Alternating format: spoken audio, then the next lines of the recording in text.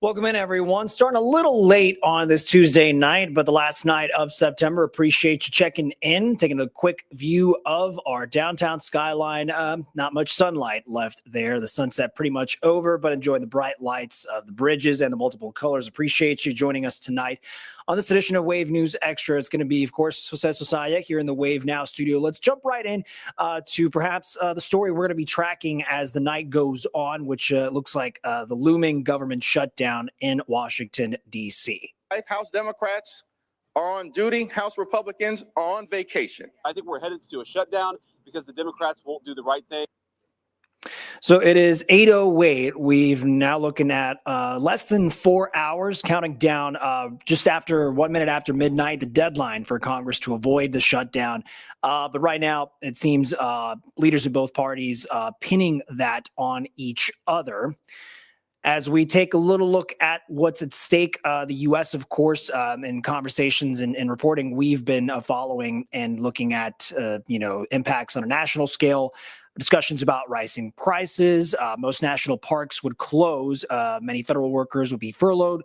Today, the president had warned some could be fired. Social Security, Medicare, Medicaid payments, VA benefits would all still be paid. But workers like TSA agents, even military members would have to work without pay. If you remember from Christmas 2018, that was when the last full government shutdown started in earnest, lasted until almost the end of January. The Congressional Budget Office reports that shutdown costs the economy $11 billion.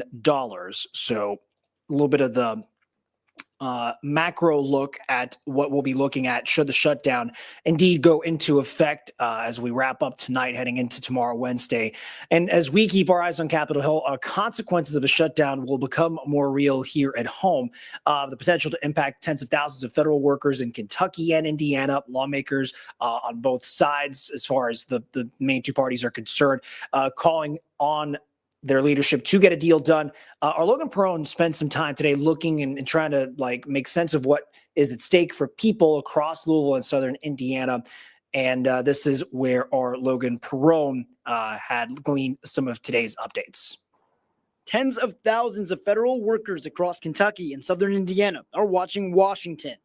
With the U.S. government facing a shutdown, they're facing the possibility of being furloughed or unemployed altogether. Some would be forced to work without pay, including TSA agents at Muhammad Ali International and military personnel at Fort Knox. An official with the base telling Wave in part, the U.S. Army Garrison Fort Knox team will continue to deliver life, health, and safety services for those working and living on the installation. Our national parks, like Abraham Lincoln Birthplace and Mammoth Cave, would also close. It causes major disruptions for everybody in all different types of life. Local lawmakers on both sides of the aisle agree they want to avoid a shutdown. However, Representative Morgan McGarvey says the Republican-led spending bill fails to address issues like healthcare and housing costs. We got to make sure that these priorities are funded, but the Republicans have to be here to work with us. On the other side, Congressman Brett Guthrie says this shutdown is on Democrats. Writing in a press release, earlier this month, House Republicans came together to pass a clean, continuing resolution to temporarily fund the government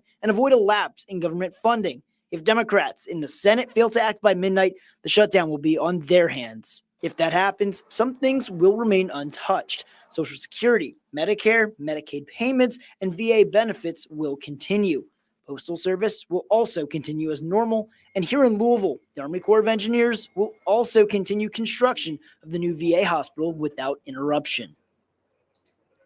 Thanks to Logan Perone, and our Wave newsroom also did reach out to Congresswoman Erin Houch, and she represents the majority of folks in our counties in southern Indiana for comment on the effort to try to negotiate that deal to avoid the shutdown. We'd still been waiting to hear back from her. More updates on tonight's and this evening's big stories. Want to bring some of that to you. Heartbreaking victim impact statements. We heard those in court today. They were read out loud by families of two people shot in Bullitt County back in 2023. 24-year-old Charles Puckett Jr. died. Another man was hurt after they were shot in the parking lot of the Gordon Food Service Distribution Center in Shepherdsville back in 2023. Today, Corey Rowland was sentenced to 32 years in prison after pleading guilty to the shooting. Puckett's 6-year-old son delivered a powerful, heartbreaking statement inside the courtroom. I hope the killer that killed my dad is suffering the same pain that I did, because when my father was here, I was happy, but now he's not, and I'm not happy. During the sentencing, Rowland said that he was sorry and asked for forgiveness. The convicted killer's sentence breakdown is he got 22 years for the murder, 10 for assault for shooting the second victim, which adds to that total of 32 years in prison. More stories tonight. We're getting an update from GE Appliances on the status of some workers who had to leave their jobs because of changes to their immigration status. GE Appliances responding to us after a request for comment and just some clarification and confirmation. But the company saying from May to July, there were close to 150 employees at Appliance Park who got a notice from the government that their immigration status changed, and therefore they would no longer be eligible to work in the U.S. They say if those employee statuses do change, and then they have proof of continued U.S. work authorization, they can return to work when a position reopens, as long as they can then meet the rest of GE Appliances requirements as a company. So far, they say, as a company, GE Appliances, that they've had 9 employees return since this summer. Well, a second trial for a Louisville man accused of sexually assaulting a New Albany woman that's ended with a second hung jury. This is reporting from our partners at the News and Tribune. Christian Ceballos Galindo, charged last year with sexually assaulting a woman at her home. She told police they were drinking together at a Louisville bar and that they kissed, but that she was not interested in him romantically. Further telling police and prosecutors they left the bar at around 1 a.m. that night, and that she does not remember the ride home or the alleged assault. The jury could not reach a decision if Ceballos Galindo was guilty of rape and sexual battery. A previous trial back in March had also ended in a hung jury. And more updates from our reporting team working very early this morning and into the afternoon. Supporters of Louisville's independent, at times controversial Inspector General wonder if he'll be allowed to stay on the job. Edward Harness was appointed as that IG Inspector General back in 2021 to investigate public complaints against Louisville Metro Police Department. His contract, though, expires at the end of November. We're about to enter the month of October. Mayor Greenberg's office has been silent up to this point on reappointing Harness as Inspector General for months as of right now. Today, Greenberg responded to some of the questions that our Wave News reporter David Mattingly had asked about what could happen in the very near future. Charged with investigating complaints and reviewing the practices and policies of LMPD, Independent Inspector General Edward Harness has not shied away from conflict. As recently as August, Harness complained of a lack of responsiveness from LMPD. He recommends investigations into policy violations and alleged discrimination. And now, 2 months from the end of his city contract, his supporters wonder if Mayor Greenberg will allow Harness to keep his job. For lack of some better words, I think the mayor has been playing a game with us in terms of community folks who have supported Mr. Harness. The belief is, and several of folks that I've talked to believe that he's not going to renew his contract, and I think that would be a mistake. The NAACP began asking questions in January. The Civilian Review and Accountability Board, which oversees the Inspector General, wanted answers as well. What response did you get from the mayor's office? None. We sent a letter in February, and then last month we resent the letter, but no responses. Is there anything about Harness's work that has given you pause in reappointing him? Yeah, I'll have a lot of conversations with Inspector General Harness about this. On Tuesday, Greenberg offered no endorsement of Harness, but acknowledged his public supporters. I appreciate that. And after conversations with Inspector General Harness, I'll be making a decision, and we'll be happy to talk more about that at that time. Greenberg did speak in support of the need for an office of Inspector General. Harness supporters fear losing Harness would be a setback for police reform.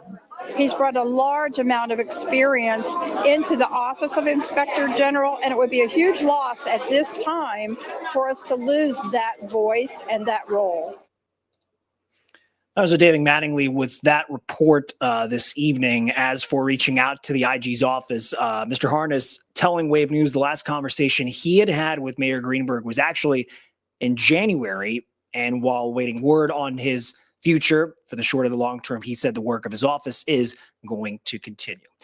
We're here at 8:17 on tonight's edition of Wave News Extra in the Wave Now studio. Coming up after the break, for those of you who might have clicked on the push alert to come join us from your device or however you're watching and tuning in tonight, a conversation with Louisville Metro EMS Director Jody Myman here in studio as we're discussing bringing his department, his workers, and these highly trained folks that can help people in very, time-sensitive, critical situations, but to navigate, 911 when there is that, very urgent need, or even things that are going on around town and questions that EMS can answer. Well, now there's not just the discussion of the new video to 911 tool that they exercise judgment on, but now a new app for people to download and to have pretty quick answers on being prepared for kind of weather emergencies and resources that the county and Louisville Metro can provide. So we're going to discuss sort of some of the work and the goal and the vision behind the new LouReady app that Metro EMS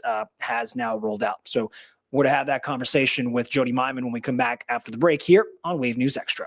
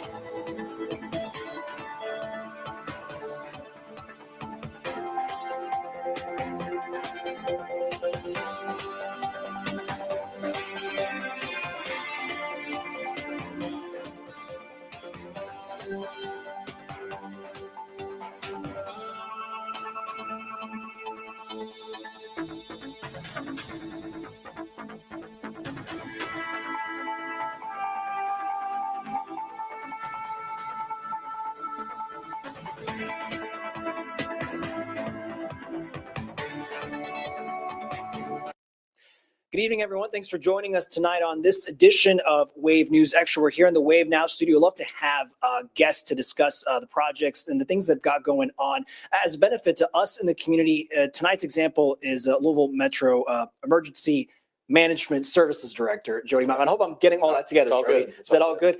You got to make sure you get these things accurate. It's just Jody. But Jody, great to have you here your first time in the Wave Now studio with us. Thank you for being here. And in a conversation where I'll just let it out there, where I get people, I tell them they can always connect on this phone because it's what we have in our pockets 24/7. If you're sleeping next to it on the nightstand, could be, kind of now just a standard course. But in the event, Jody, that, who knows when or how kind of emergencies can happen in your career. You've probably heard any sort of permutation of like things that could happen, but to know, there's a tool we're discussing now with the new LouReady app. And you've got it up on your phone, and we'll show folks what a picture of that will look like.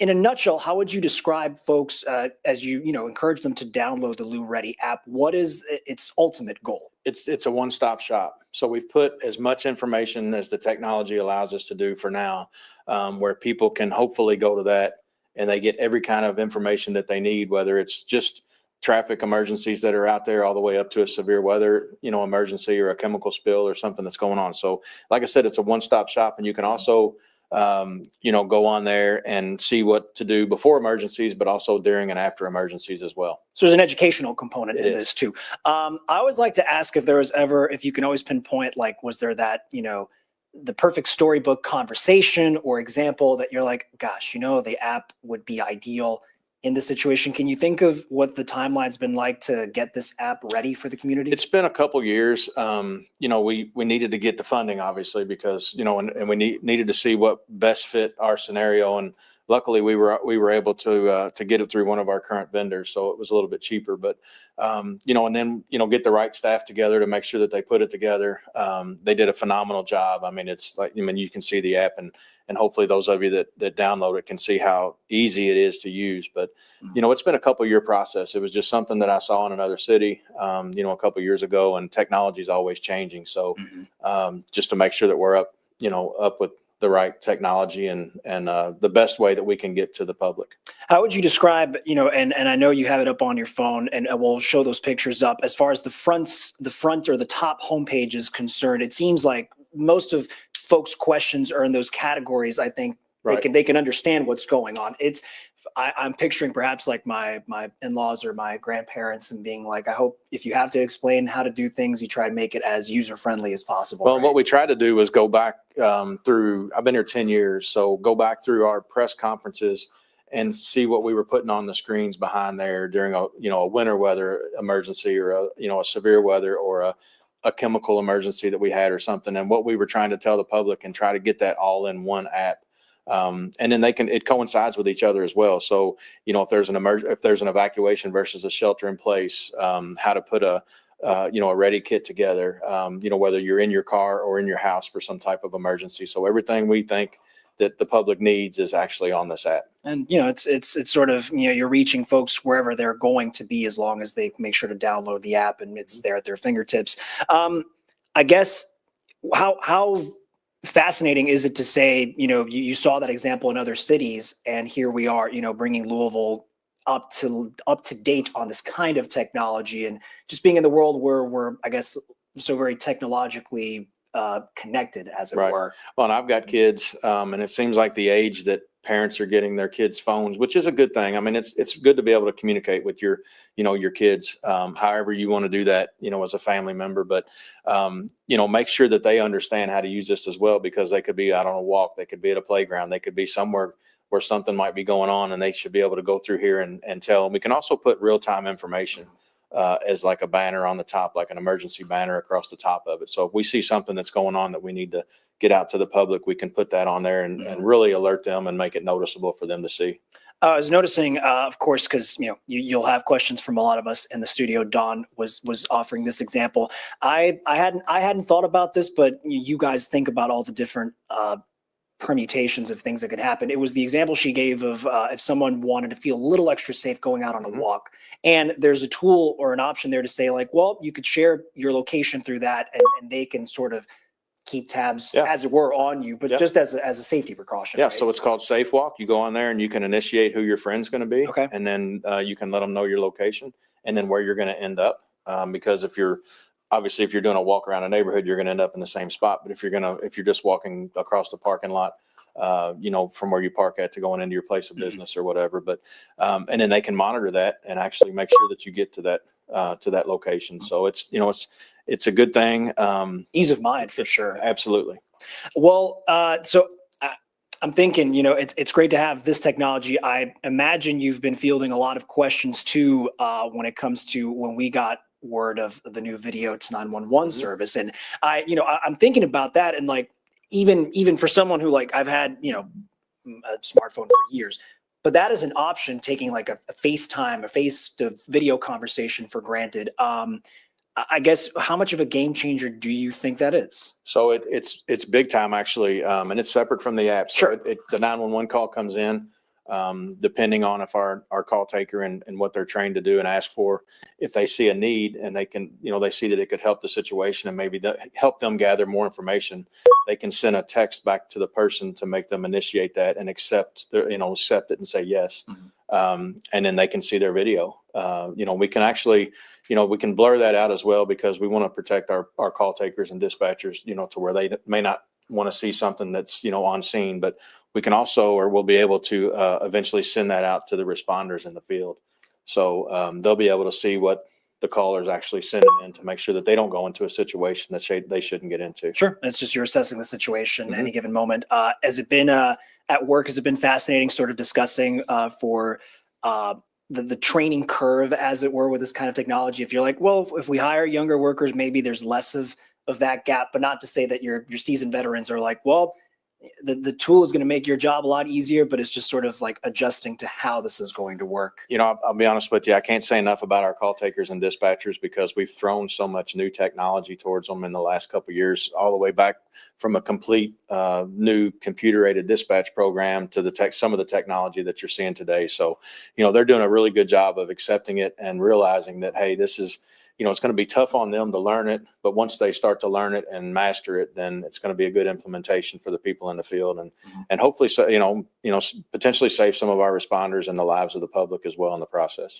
I have to imagine, as we, check in with you over the course of the year, not that, I think it is a given. Like, we're not in December yet. We're not discussing sort of winter emergencies quite yet, but to say that, whenever you're able to talk to the community, just as reminders, as we'll be doing here today, that you're going to walk them through how to be able to download this app. And it seems fairly easy. It's just go to the App Store if you're on an iPhone, or the Google App Store. If you've got an Android, and just type in LouReady, and it's right there, and you download it right to your phone. So it's very easy. Okay.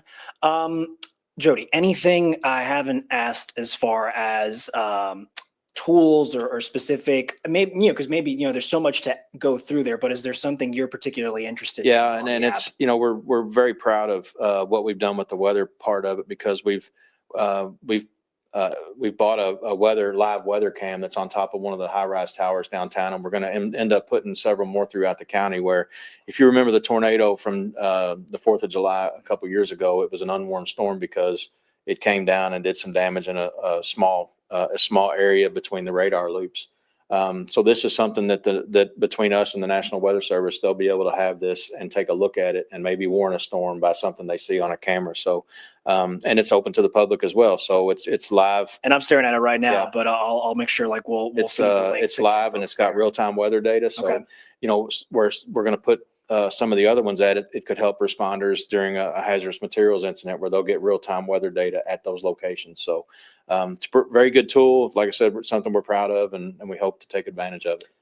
Is that one of those where, I don't know what quality control would be like? Obviously, you hired the developers for a reason, but I'm sure maybe a year into the app being fully out there for the community to use, is that something, I think in your line of work, you're like, there's got to be some data points we can look at and be like, okay, what's going on, and is this reaching folks the way we want it to? We always try to do better. So we're always looking at our data with how many people have downloaded it, how many people have signed up for Lens Alert, where there are gaps that we miss when it comes to response, to preparedness, response, and recovery. So, we're constantly taking a look at it, and if there's new technology out there, we can add it to this potentially.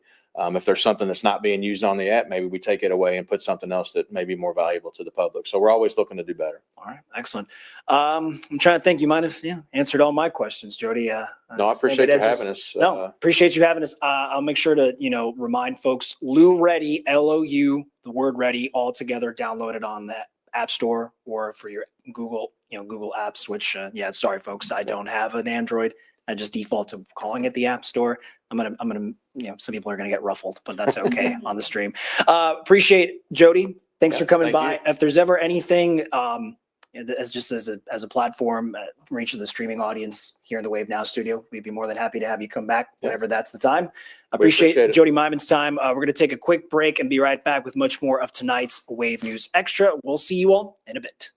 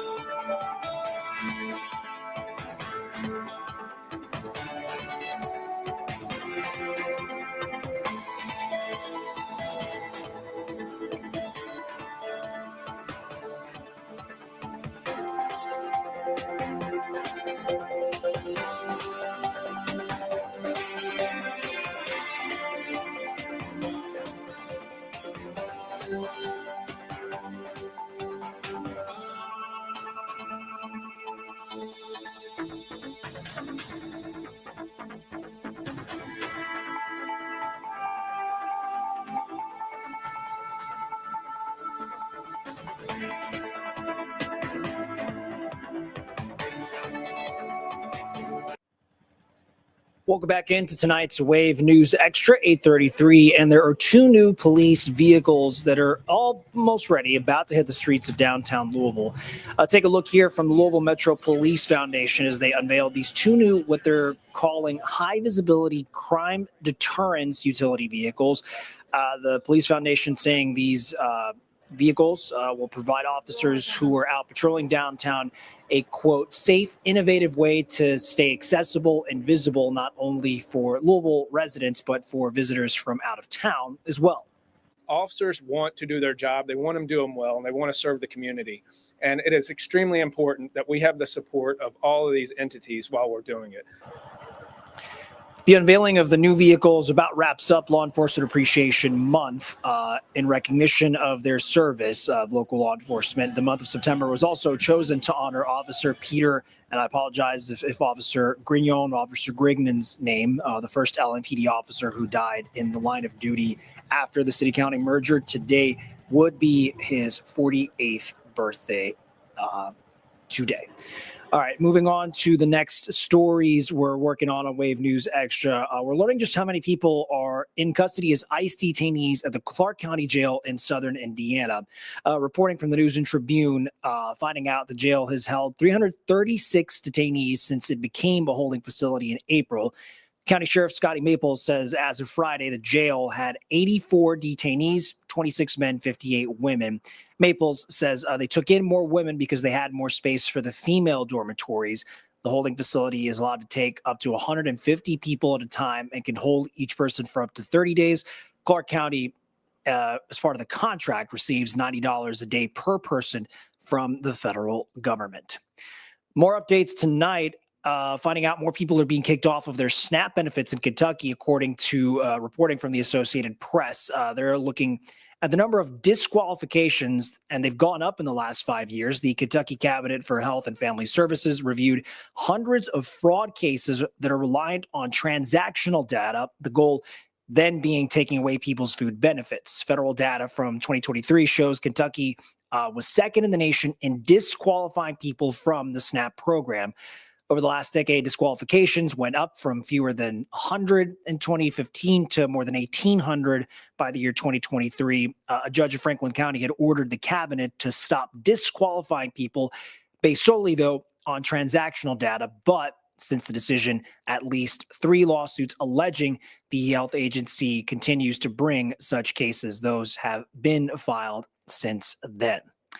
All right, bringing you back here into the studio, and another report courtesy of our Wave News reporting team, and a story that we'll wait to see how it all plays out as far as a plan that Jefferson County Public Schools is going to have to implement to tackle a pretty big budget deficiency. Superintendent Dr. Brian Yearwood saying the district is taking a closer look at this year's budget as they're trying to, in essence, tackle that $188 million budget deficit elephant in the room. District leaders saying the issue comes because JCPS has run out of some of its one-time funding sources, like those COVID-19 federal relief funds.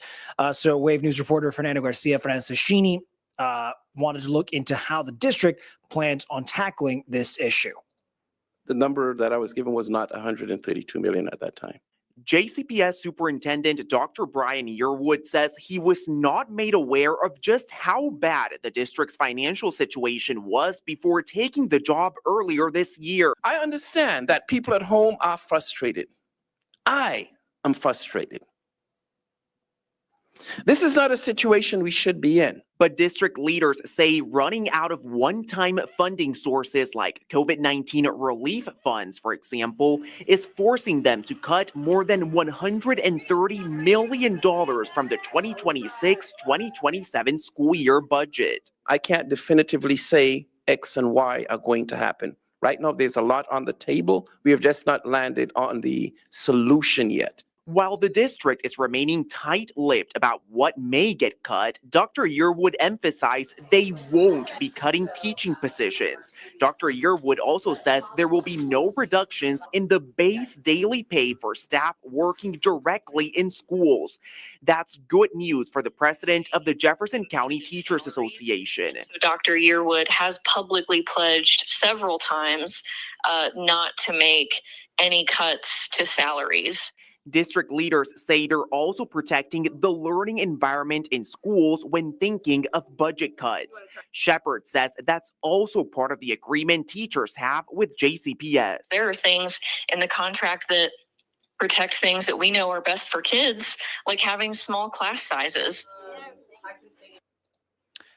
All right, thanks to our Fernando Garcia Francischini with that update in his reporting. Yearwood also, in his public statement, saying the district's central office is going to see the deepest cuts to try and solve the deficit. We asked JCPS a question, how many people work at the central office and what the total payroll is currently for that specific unit. We were told we need to file an open records request because the central office is not an existing term that is used to classify that specific subset of employees. So certainly something we'll continue to follow up on and share with you, not just on our Wave News newscast, but also on the website, wave3.com, and on the app that's free for you to download. Speaking of apps, want to comment to something that our Ann Anderson posted on our social media thread here. So Ann, do appreciate you joining us as you often do. But I was going to say what I can do is Jody Myman has his team of folks who kind of would be better suited to explain perhaps the step-by-step for the app. Perhaps that could be something I could explain. And as we talk about that particular story on our website for wave3.com, and maybe something we could offer a bit of a step-by-step or a dissection of each of the different sections, if that might help answer some of those questions as you're downloading and navigating through the app for sure. All right, we're going to take a quick break to reset and go over this last batch of stories. So we unpack and unwind everything we've been following throughout this Tuesday, last day of September. We're going to take that short pause and be right back with much more of tonight's Wave News Extra.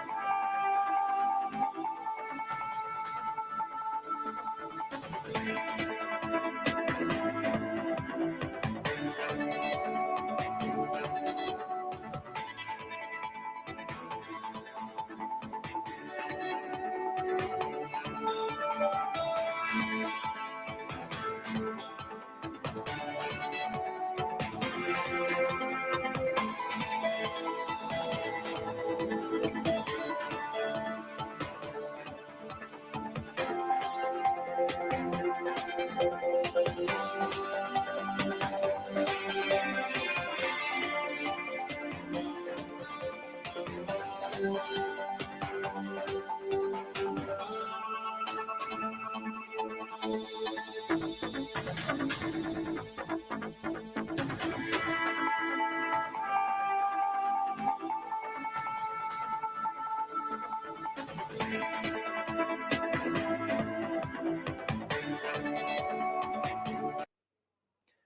we are, folks, just a couple hairs away from 8:43 on tonight's edition of Wave News Extra, live for you in the Wave Now studio.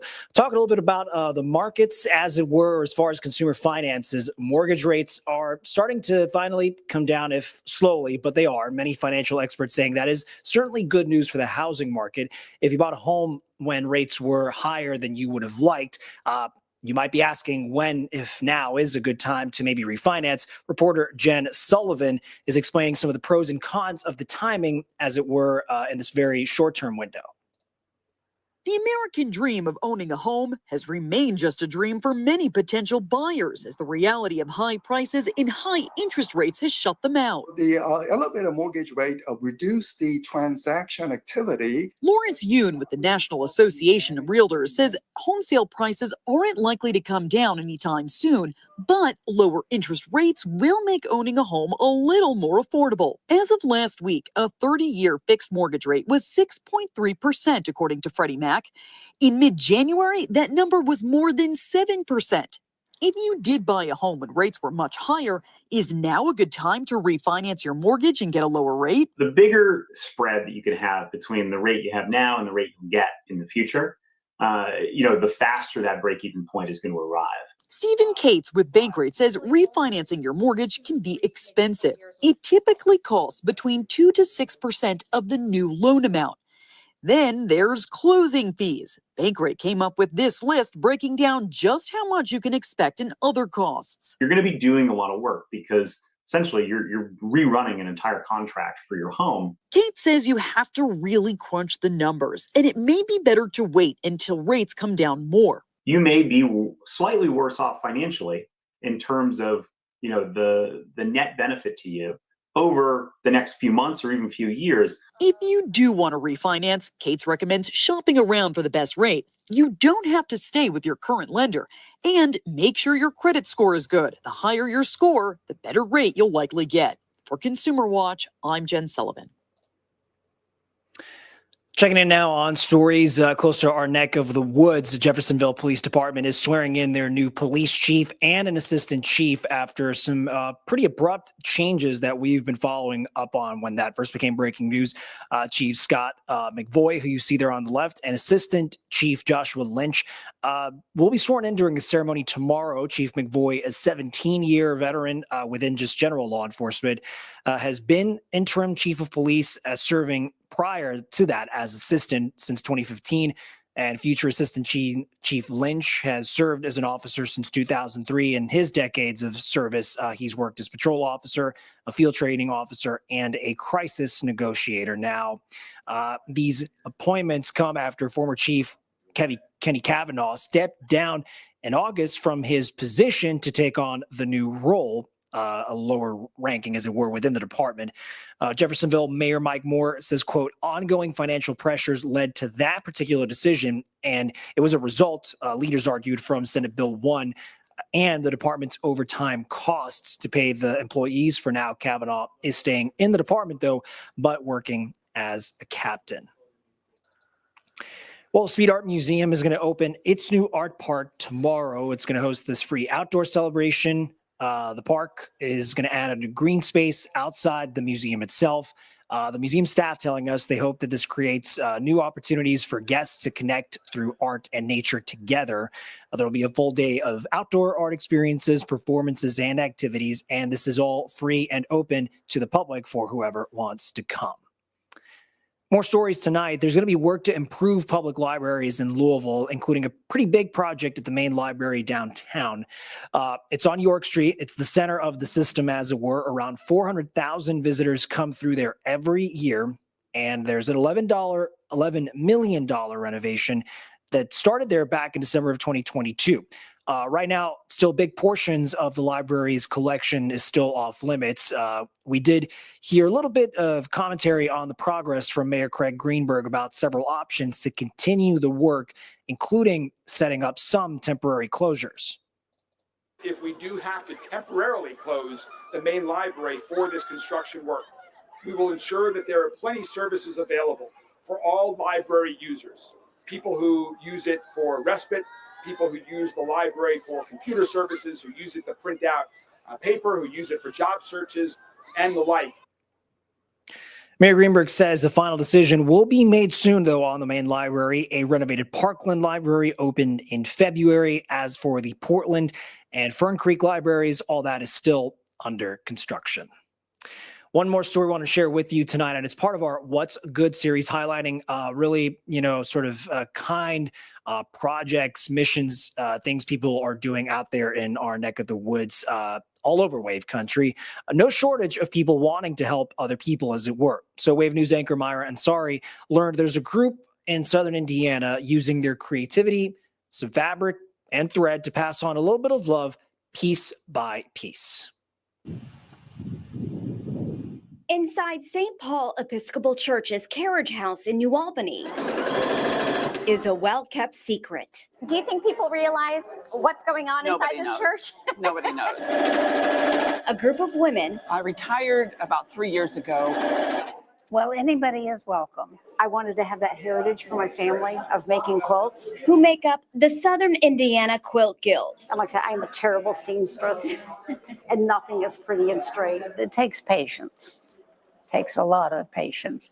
But they keep on telling me, just keep on doing it. That's where spray starch comes in. With fabric, thread, machines, and done. And a mission. The creation, putting the fabrics together, matching the colors. Without color in your eye sees it better. That's always important to give back, to give more than you take. A lot of these ladies have made hundreds of quilts and they probably have enough. All their friends and family are well stocked. So they're sharing their talents with others. So I can finger press. Sure. It's just a good thing to do. The Southern Indiana Quilt Guild makes things like quilts, bibs, tote bags, aprons, for organizations in need. It just makes me feel like I'm giving back to the world. Some of the charities we give to, we try to get them to come in once a year and talk about their work, and that kind of brings it to our heart to know where the quilts go and how meaningful they are. Places that help people with addiction recovery, new babies and moms, hospitals and seniors. A lot of wheelchair blankets, you don't think about it, but most throws you buy are going to get tangled in the wheels and cause problems. So we can make them to their size and their specifications. It can take weeks to months to make a quilt. When it comes together, it's like a piece of art. The shapes, the styles, the patterns are truly unique. It makes me feel like I'm passing on a craft.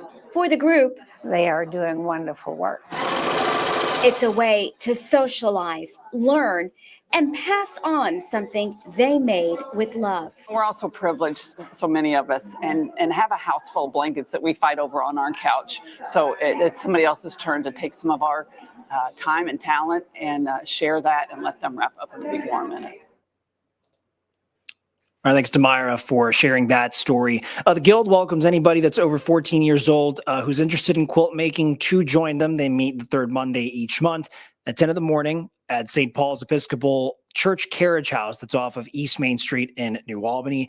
By the way, if you know of something that is happening that's good in your community, or maybe you're involved and want to let us know about it, please tell us. We have an email to reach out and lay out a little bit of the story of what it is you do, and or whoever you know is doing that good in the community. The email address is what's good, WHATS good, at wave3.com. So make sure that's an option for you all to follow there. A reminder, if I can push it just to check in on the website on wave3.com, the digital team uploading these stories as they come in, breaking, and doing a really good job of getting the website up to date.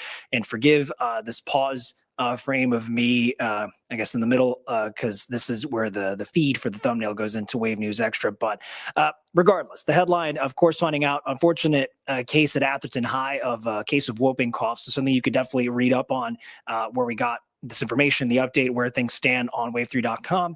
And on the web page's, home site, you could see the top stories, as it were. Some, of course, most pertaining to what's going on in Wave Country, including JCPS's budget deficit questions. But everything is uploaded in different types of categories and sections for you to always peruse through. And it's there at your disposal. And it can also be sent direct to your phone when we do get these updates on the Wave Now app. You could toggle the settings to get that as a push alert, or from the Wave Weather app, the Wave Weather Now app, if or when the weather gets a little, or at least it presents something you should keep in mind as you're going out and about town. It is 8:53 tonight. Appreciate your time joining us, whether that's on the live social streams, Facebook, Twitch, YouTube X, or on the Wave Now app, whether that's through your Roku, Fire, Apple TV devices. Always appreciate your time. Make sure to join us tonight as we're kind of breaking down some more big stories and things we're investigating and looking into for tonight's newscast, Wave News at 11. The storm tracking team, updates from our reporters. Looking forward to what's happening for tomorrow and the rest of the week in earnest. Appreciate your time as always, folks. I'm Jose Sosaya in the Wave Now studio. We'll see you back here tomorrow at 8:05.